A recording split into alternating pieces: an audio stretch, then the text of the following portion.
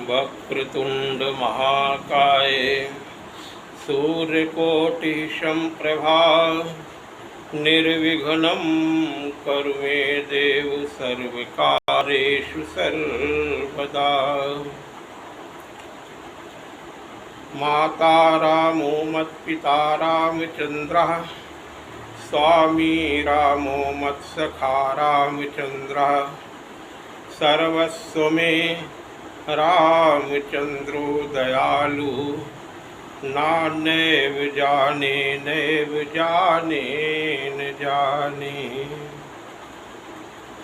सियावर रामचंद्र भगवान की जय हो।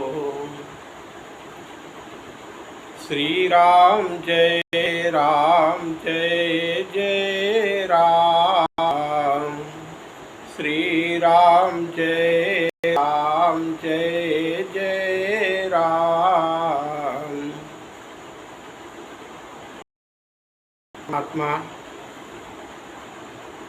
विधान भक्त वत्सल भू दशरथ नंदन भगवान श्री राम के चरणों में कोट कोट नमन करते हुए जनक नंदिनी किशोरी जी माँ जानकी के चरणों में कोट कोट अनंत प्रणाम करते हुए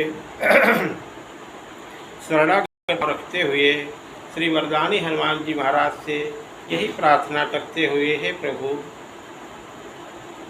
मुझे श्री राम के दर्शन करा दो गे तो क्या होगा।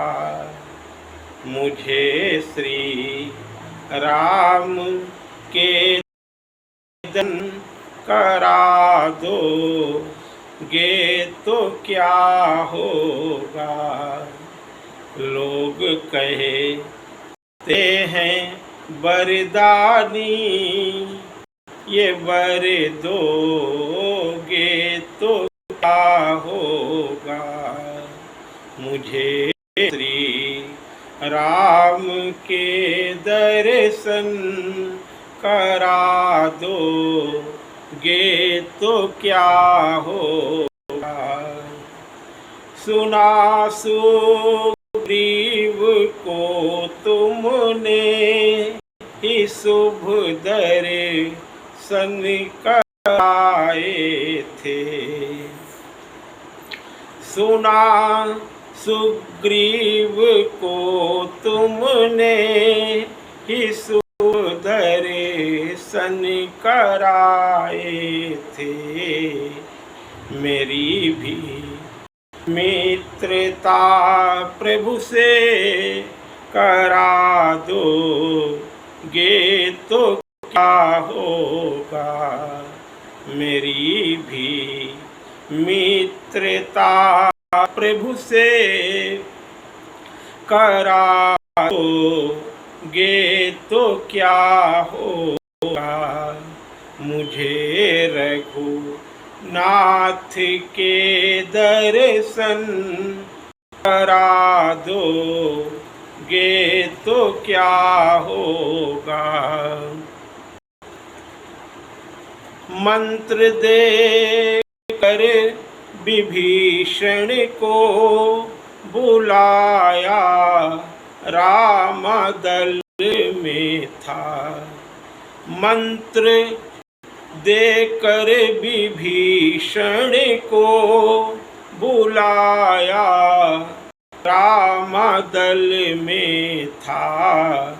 मुझे भी शरणागति प्रेम की दिला दो गे तो क्या होगा।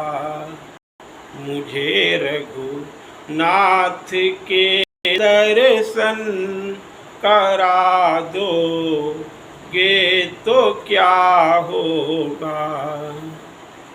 रूप धरे करके सुख का आपने तुलसी को समझाया। रूप धरे करके सुख का आपने तुलसी सी को समझाया। ये राम नारायण मिलेंगे, राम नारायण पता दो गे तो क्या होगा। मुझे रघुनाथ के दर्शन करा दो गे तो क्या होगा। लोग कहते हैं बरदानी, ये बर दो गे तो क्या होगा। भगवान की मंगलमयी अमृत स्वरूपिणी जो सकल सुमंगलदायक है, कलिमल हारिणी है, प्रभु के चरणों में प्रीत उत्पन्न करने वाली है, भागवत भक्ति को प्राप्त कराने वाली है,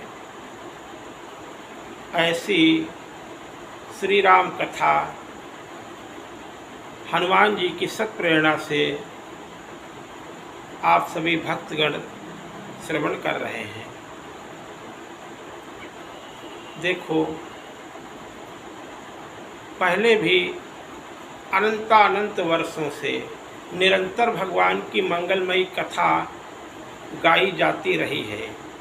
आज भी अनंत भक्त गा रहे हैं, एक से एक बढ़कर सुंदर मधुर वाणी के द्वारा और बड़ी ही योग्यता से एक से एक वक्ता भगवान की मंगलमयी कथा भगवान की सत प्रेरणा से गा रहे हैं।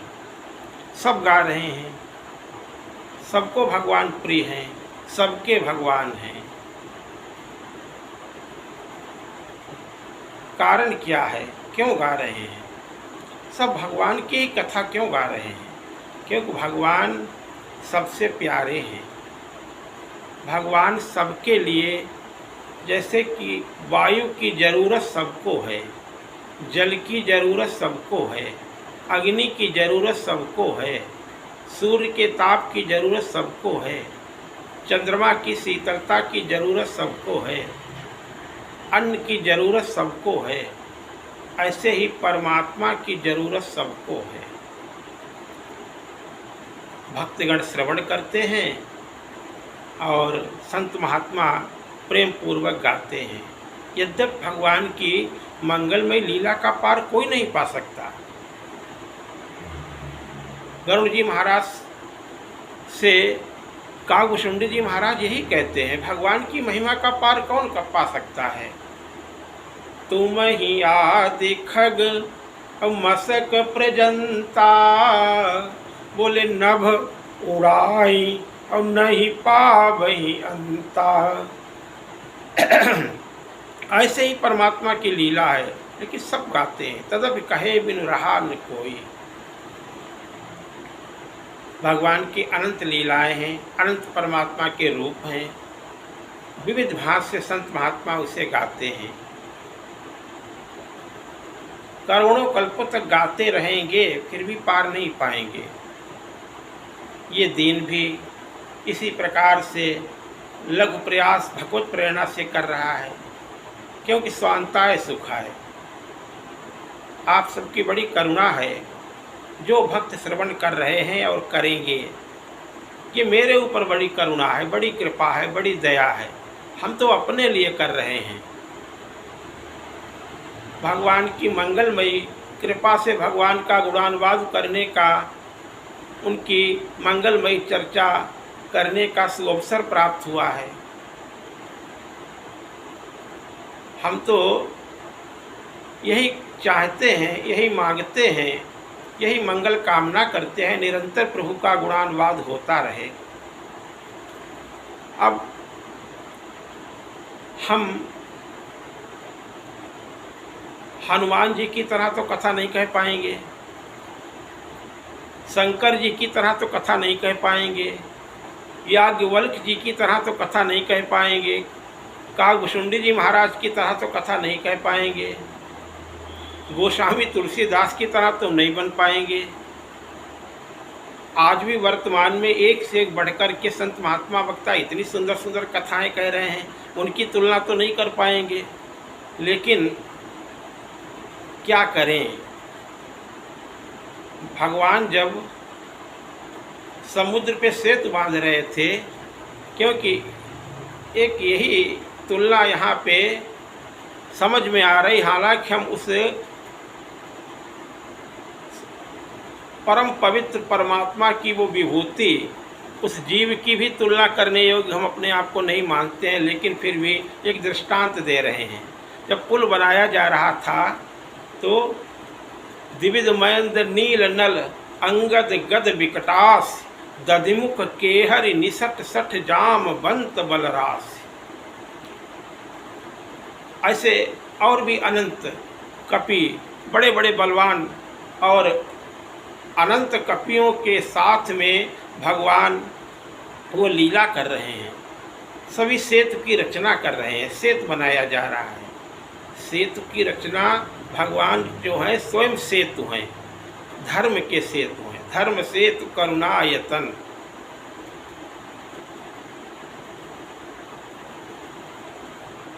श्रुत सेतु पालक, भगवान परमात्मा कौन है? वेद के सेतु हैं। वे धर्म की मर्यादा को बांधने वाले हैं, मर्यादा पुरुषोत्तम हैं। वे जोड़ने का काम प्रभु करते हैं।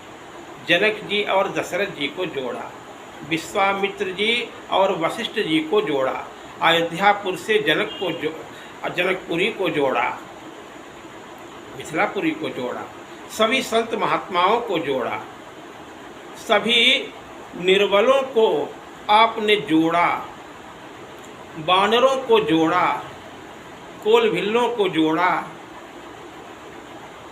सभी संत महात्मा एकत्रित हुए तो भगवान की कृपा से एकत्रित हुए, नहीं तो सब अलग अलग जगह अपने आश्रम बनाए बैठे भजन कर रहे थे, कोई भी कुछ नहीं कर पा रहा था। जब सभी संत महात्माओं को एकत्रित किया भगवान ने, तब जाकर के वो धर्म का सेतु तैयार हुआ और मोह रूपी रावण के ऊपर विजय प्राप्त की।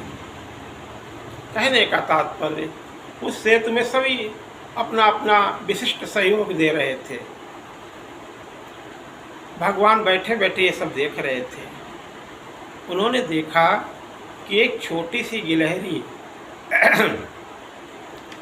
और वो समुद्र के किनारे, थोड़ा समुद्र के अंदर जाती है, अपने आप को गीला करती है और फिर आकर के बालू में लौटती है। वो समुद्र के ऊपर जो पुल बनाया जा रहा था, सेतु बनाया जा रहा था, वहाँ आकर के अपने शरीर को झाड़ती है, वो बालू के कण वहाँ गिराती है। निरंतर उसका यही क्रम चल रहा है। छोटी सी गिलहरी पे किसका ध्यान जाए? लेकिन जो चींटी के पग में भी घुंघरू बांध दी जाए, कितनी बड़ी चींटी, कितनी बड़ी घुंघरू होगी इसकी, कितनी बड़ी पायल वो पहन पाएगी। लेकिन अगर वो उस चींटी के पग में बंधी हुई घुंघरू की जो रुंझुन रुंझुन धीमी धीमी आवाज़ होती है, वो भी परमात्मा सुनता है, तो वो तो गिलहरी थी। करुणा वरुणालय प्रभु श्री राम ने उसके इस कृत्य को देखा। उन्होंने हनुमान जी से कहा, कपीश्वर हनुमान जी, देखो वो गिलहरी क्या कर रही है, देखो उसे ज़रा मेरे पास ले आओ। हनुमान जी गए, को उठाया, कहा चलो प्रभु श्री राम तुम्हें बुला रहे हैं। गिलहरी आई।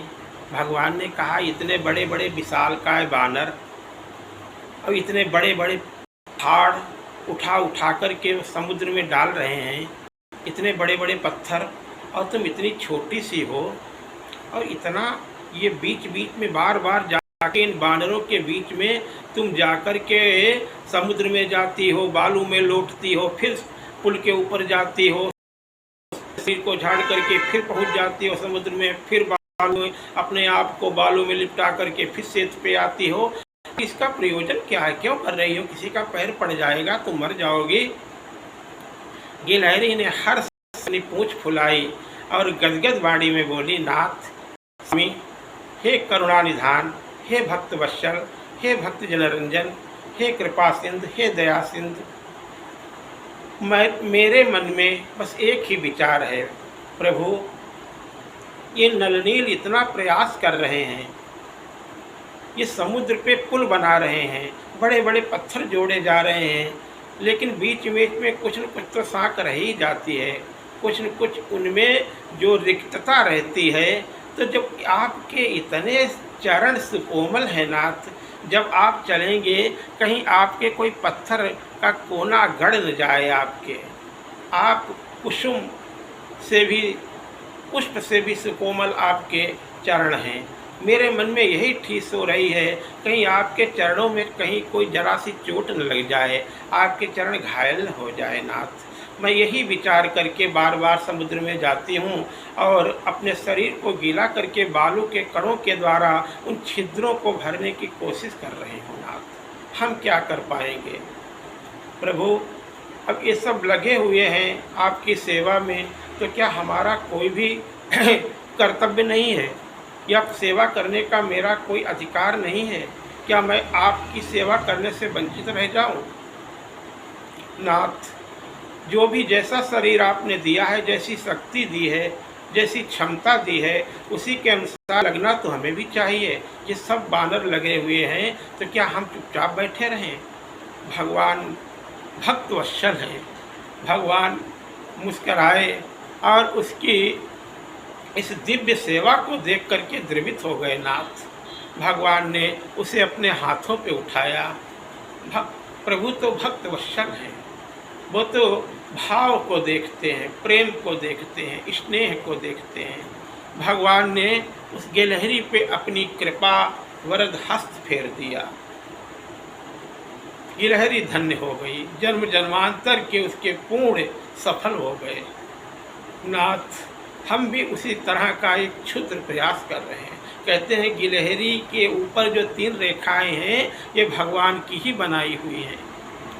तो ऐसे ही सभी अपनी अपनी बातें अपनी अपनी योग्यता के अनुसार, जस कछु बुद्धि विवेक बल मोरे, तस कहीं हूँ ही हरि के प्रेरे।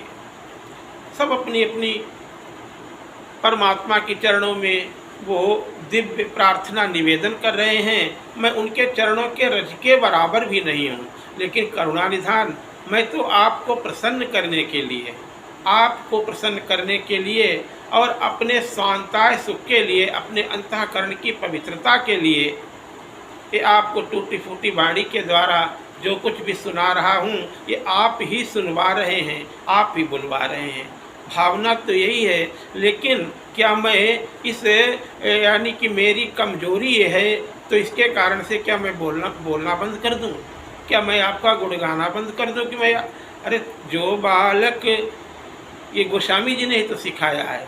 अरे भक्तगण जो हैं, जो सुजानगण जो हैं, जो दयालु प्रकृति के राम भक्त प्रभु आपके चरणों के उपासक हैं, वो इस मंगलमयी कथा को राम भगत भूषित जी जानी जान करके सुन रहे हैं और सुनेंगे, और हमें आनंद आ रहा है। पर नहीं तो फिर क्या करें, और कुछ करने की इच्छा, फिर तो संसार में ही तो भटक रहे थे, आज भी भटक ही तो रहे हैं। प्रभु आपकी करुणा हुई, भाव बना, और भाव बना तो गुरु जी ने शरण में लिया। गुरु कृपा से ही जो कुछ हो रहा है, गुरु जी की कृपा से ही तो हो रहा है, आपकी कृपा से तो हो रहा है। इस संसार में आए भी तो आपकी कृपा से ही आए हैं।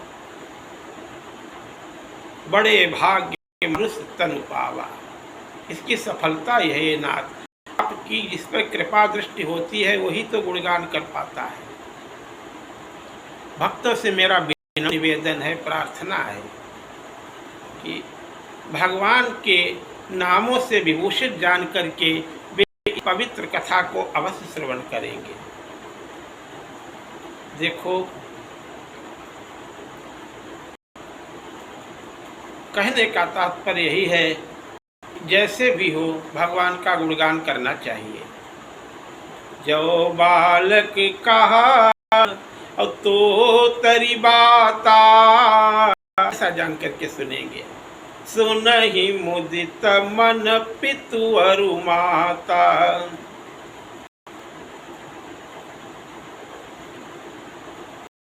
2 बार प्रभु का नाम बोले कथा में प्रवेश करने से पहले। बोलो श्री राम जय राम जय जय राम, श्री राम जय जय राम, श्री राम जय जय राम, श्री राम जय जय राम, श्री राम जय जय राम, श्री राम जय जय राम, श्री राम जय जय राम।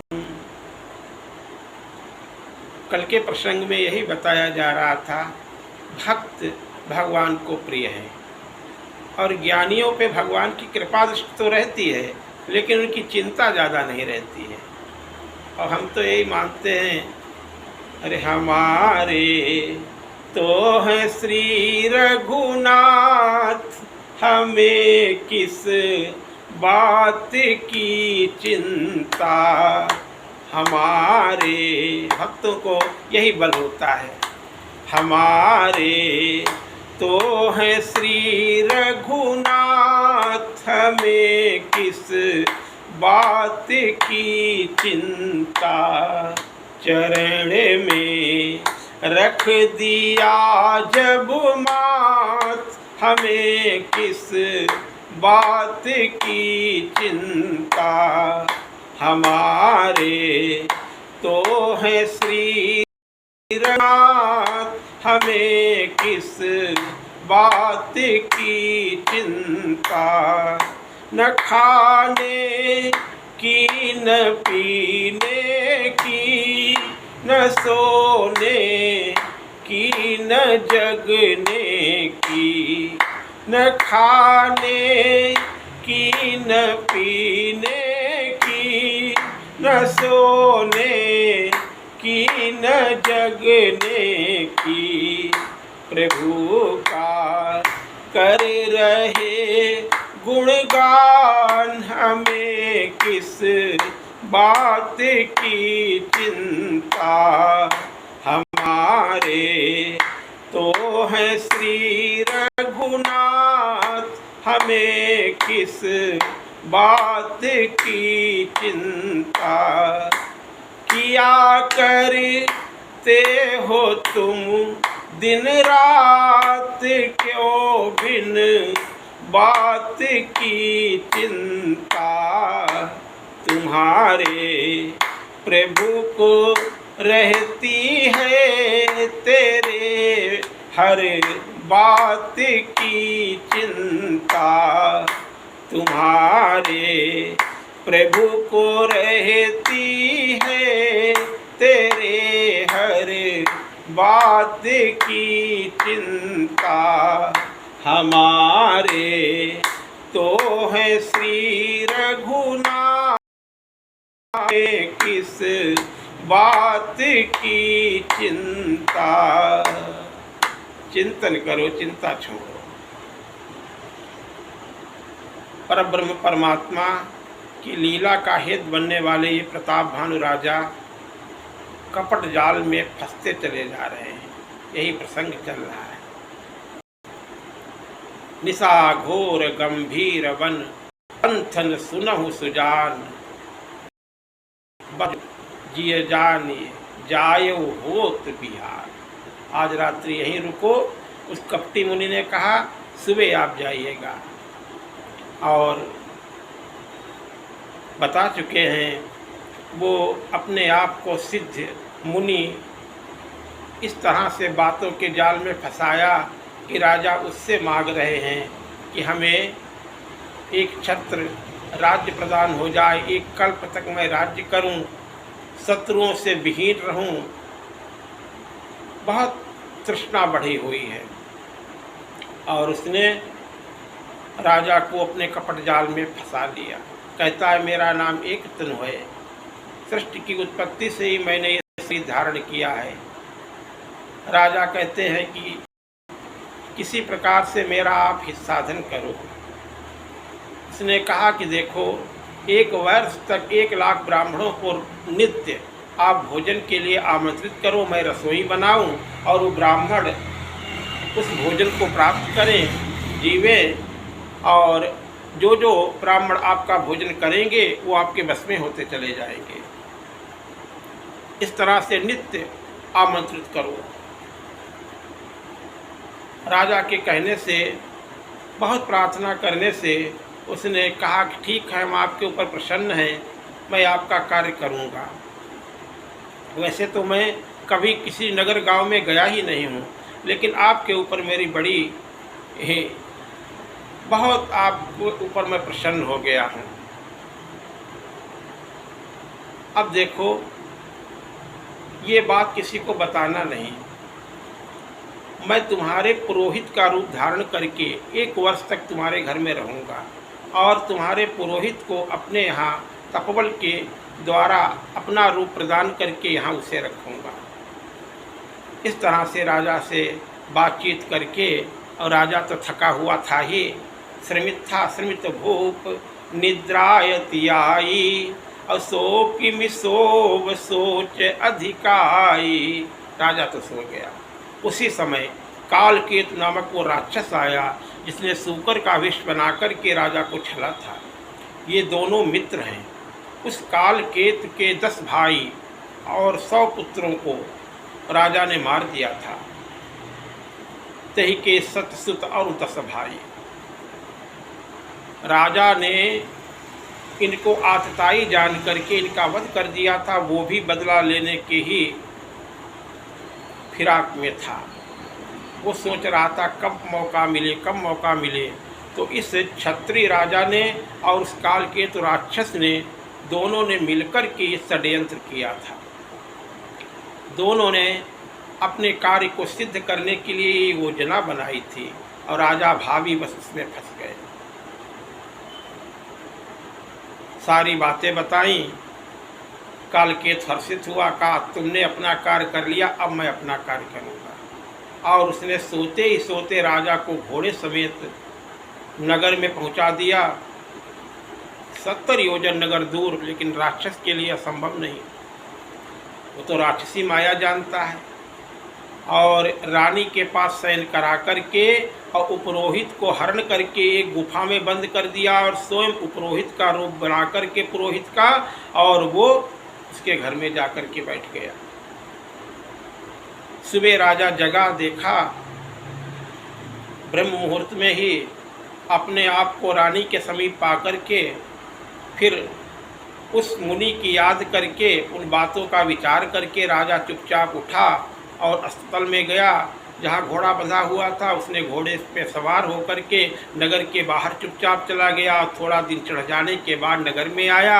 लोगों ने जाना राजा आ गए हैं, बड़े हर्षित हुए, सब ने मंगलोत्सव मनाया। और इस तरह से 3 दिनों तक राजा ने इंतज़ार किया और वही कालकेतु राक्षस पुरोहित के रूप में राजा के समीप आया। तो राजा ने, क्योंकि राजा को उसने बता दिया था कपटी मुनि ने कि मैं आकर के एकांत में जब तुम्हें सब बातें बताऊं तो जान जाना कि मैं ही वो हूँ। तो कालकेतु को मालूम ही था सब। उसने आकर के वो भेद खोला। राजा बड़ा हर्षित हुआ गुरु को पा करके, और उसने 1 लाख ब्राह्मणों को निमंत्रण भेजा। सभी निमंत्रण पा करके वहाँ ब्राह्मण आए और उस राक्षस ने, कालकेतु राक्षस ने रसोई तैयार की। वो तो राक्षस है।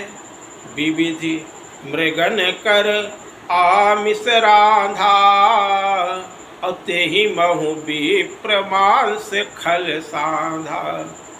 भोजन कहूँ बहु विप्र बुलाए, और पद पखारी आसन बैठाए।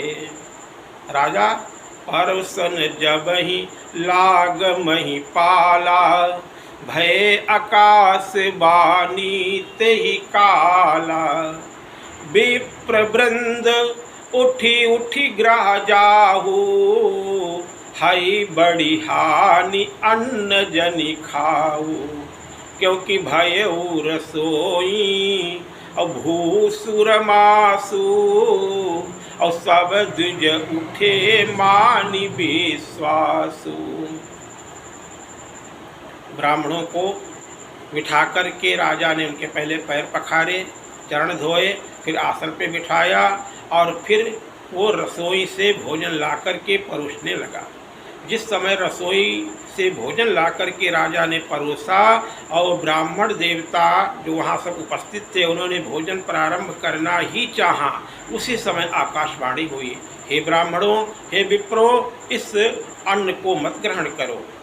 विप्रवृंद उठी उठी ग्रह जाहू, है बड़ी हानि अन्न जनि खाऊ। कभी कभी लोग इस बात पे शंका करने लगते हैं, क्या उस समय के ब्राह्मण मांसाहारी थे? क्योंकि विविध मृगन कर आमिष राधा, और बाद में आकाशवाणी ने ये कह दिया कि भयउ रसोई भूसुर मासु, यानी इसमें ब्राह्मणों का भी मांस मिला दिया गया है, इसलिए ब्राह्मणों ने वो मांस नहीं खाया। क्या कि ब्राह्मणों का मांस यानी मनुष्यों का मांस न मिला होता तो क्या खा लेते?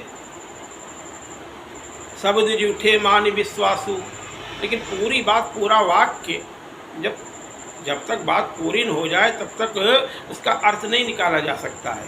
तो आकाशवाणी कहाँ से शुरू हुई और कहाँ पे समाप्त हुई ये देखना पड़ेगा। उस समय के ब्राह्मण भी मांसाहारी नहीं थे, न आज के ब्राह्मण को होना चाहिए।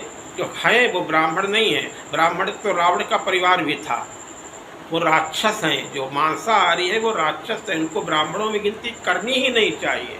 ब्राह्मण के लिए मदिरापान और मांसाहार, फिर तो वो ब्राह्मण रहा ही नहीं। विप्र विवेकी वेद विद संबत साधु सुजात, और जिम धोखे मदपान कर सचिव सोच ते ही भांत। सुमंत्र जी लौटते हैं, देखो क्या तुलना दी है।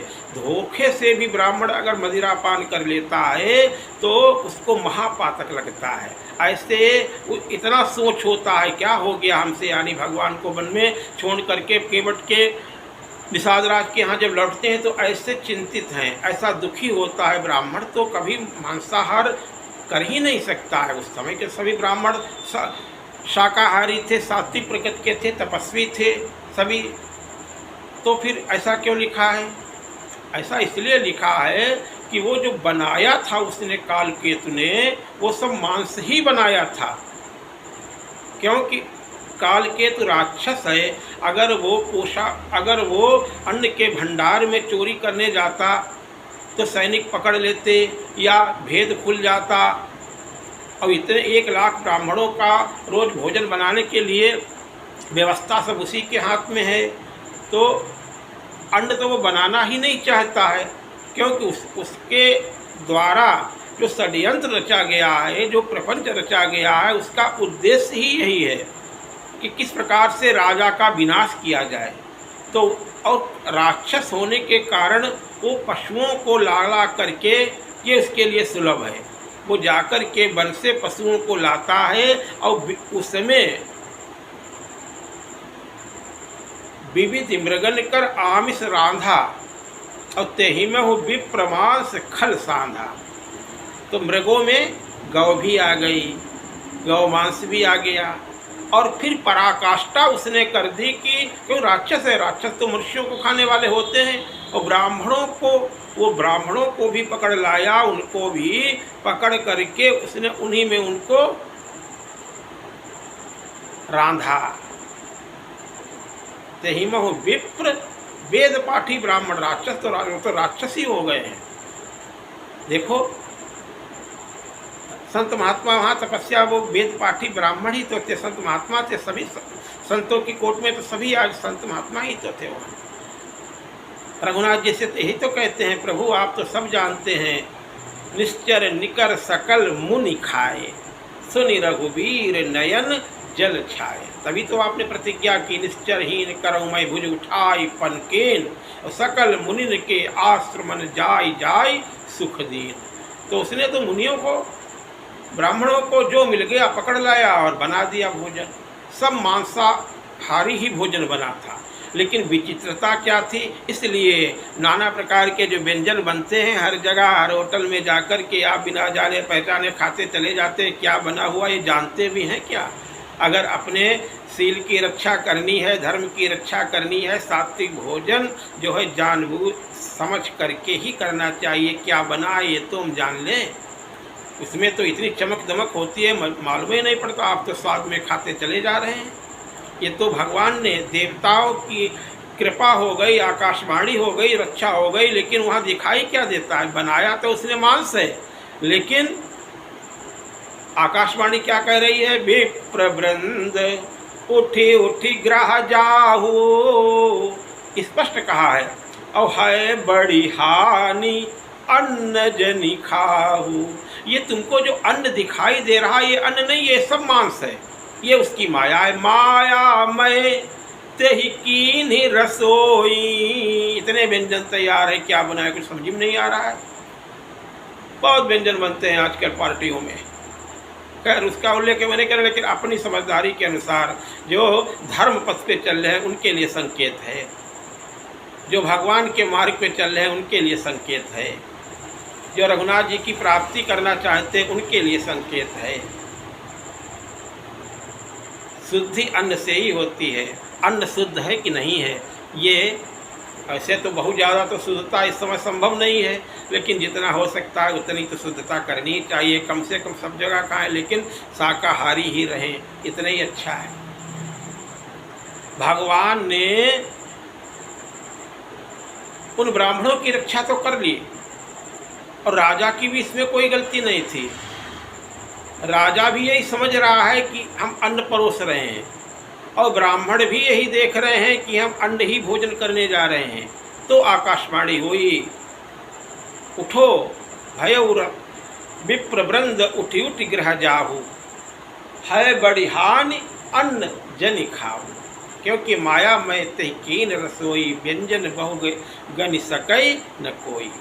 पहले बता दिया, ऐसी रसोई तैयार की है। बोले विप्र सकोप, तब क्रोधित हो गए ब्राह्मण, उठ करके खड़े हो गए, उनको समझ नहीं आ रहा ये हुआ क्या है। बोले विप्र सकोप तप, नहीं कछु कीन विचार, जाय निशाचर हो तुम मूढ़ सहित परिवार। छत्र बंधु तय विप्र बुलाई, अवघाले लिए सहित समुदाय। अरे अच्छा हुआ ईश्वर राखा धर्म हमारा, और जई है सीतय समेत परिवार। संबत मध्य नाश तब हो, जलदाता न रहई कुल को। नट सुन श्राप विकल अत्रास, भय बहोर बर गिरा आकाश। अरे अरे अरे क्या कर दिया, आकाशवाणी फिर से हुई। अरे राजा का दोष ही नहीं था। विप्रहु श्राप विचार न दीन्हा, और नहीं अपराध भूप कछु कीन्हा। इनकी गलती नहीं है, लेकिन अब ब्राह्मणों की वाणी मिथ्या, उस समय के ब्राह्मण ऐसे नहीं थे, उनकी वाणी मिथ्या नहीं हो सकती थी। अब निशाचर तो होना ही पड़ेगा, 1 वर्ष के अंदर तुम्हारा समूल नाश हो जाएगा। और काल केतु का तो कार्य हो गया, वो तो वहाँ से गायब हो गया। राजा ने जाकर के देखा रसोई में न तो वहाँ कुछ मांस और कुछ भी नहीं है, न रसोई है न वो है, सब गायब है। भयभीत हो गया, दुखी हो गया, बाहर आकर के सारी बातें बताई, मूर्छित हो गया। लेकिन विप्र श्राप की भी होई असाचा। ब्राह्मणगण अपने घर चले गए, और उस कालकेतु राक्षस ने और उस वैरी क्षत्रिय राजा ने जहाँ तहाँ पत्र पठाए, जो राजा के वैरी थे, जो पहले भय से दबे हुए बैठे थे, उन सब ने मिलकर के राजा के ऊपर कैके देश पे चढ़ाई की। रोज नित्य नए नए भांस से विविध प्रकार से लड़ाई होती रही, और 1 वर्ष के अंदर राजा का जो है समूल नाश हो गया, सब मारे गए। अब वही प्रताप भानु राजा ही दूसरे जन्म में रावण हुआ, और जो अरिमर्दन था वो कुंभकर्ण हुआ, और जो धर्मरुचि नामक मंत्री था वो विभीषण बने, और जितने उसके सगे संबंधी थे, नाते रिश्तेदार थे, जो उसके साथ रहते थे उसके परिवार में, और जो जितने उसके साथ में जो भी थे, जैसे भी थे, सबके सब राक्षस हो गए।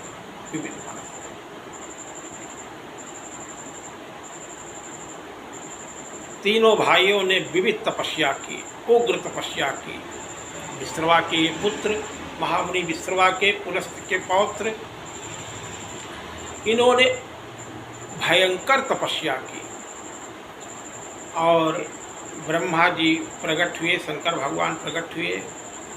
तपस्या से सब कुछ संभव है, वरदान मांगो। रावण ने कहा, हम काहू के मरईन मारे, वानर मनुज जाति दुई बार। पहले तो उसने अमरता के लिए मांगा, लेकिन ब्रह्मा जी ने कहा अमरता का कोई और कुछ तो निमित्त बना लो। तो उसने सोचा कि देवता बलवान है, गंधर्व बलवान है, दैत्य बलवान है, नाग बलवान है, बड़े बड़े बलवान है, हाथी बलवान है। अरे सबको तो उसने देखा जो बलवान थे, कहा उनके हाथों न मरे। और नर आहार रजनीचर करही,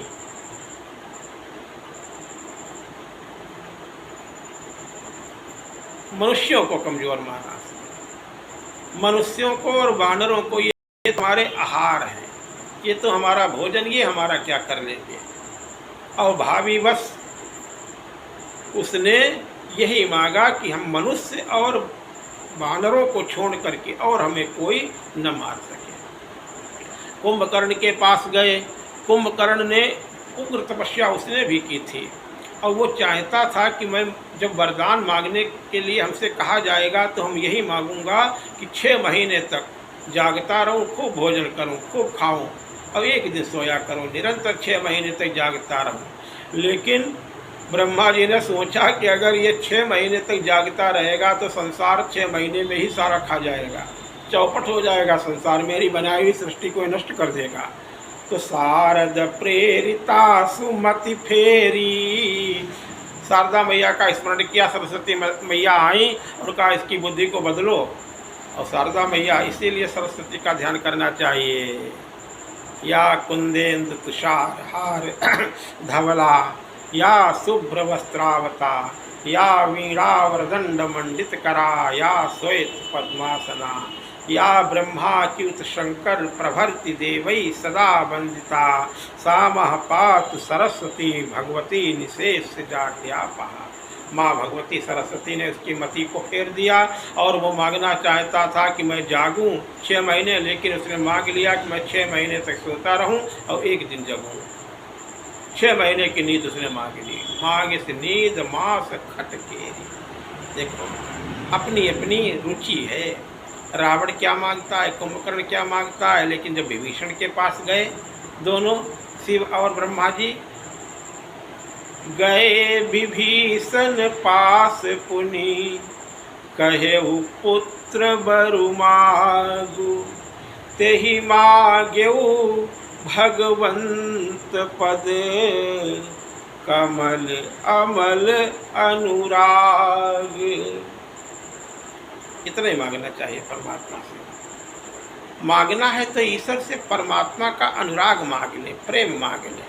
बता दिया जितने पात्र हैं सबको अनुराग जिनका था ईश्वर के चरणों में, उन्हें ही मिले। विभीषण के अंदर अनुराग था, उसने प्रेम ही मांगा भगवान का और कुछ नहीं मांगा। भगवान से प्रेम मांगो, भगवान से भगवान की भक्ति मांगो, भगवान से और कुछ मांगने की जरूरत नहीं है। 2 बार प्रभु का नाम बोले। बोलो श्री राम जय जय।